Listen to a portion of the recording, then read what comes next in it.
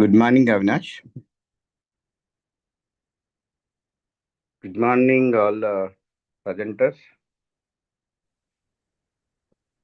Morning sir. Good morning. మన Venkatrama Reddy sir president sir ఏమైనా join అయితే ఒక వెల్కమ్ చెప్పమన్నాను. సత్యగిరిని ఒకవేళ జాయిన్ అయితే ఆయన ఇద్దరు మాట్లాడతారు. లేదంటే వీళ్ళు షార్ప్లీ 8:30కి జడ్జెస్ జాయిన్ కాగానే will start with the first presenter. Okay sir.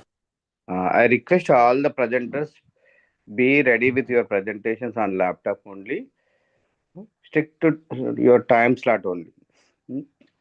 Okay, any technical issues, contact in the group, the messages to the organizers, and the technical team is available. Mr. Avinash and Vinod are there. Take their help prior to your presentation only. Okay, only the this today is the case report present. Dr. S. Ramesh Kumar sir, case report papers. 5 minutes only. The time slot is a 5 minutes. If you finish up in within 4.5 minutes, you will get the opportunity for questions. Judges will ask the question so that you can score more. Okay. We know the you can create a YouTube link for live streaming. We will okay share. Sir. Okay sir. I'm sharing the group sir. Yeah, yeah. All the audience can join in the YouTube link.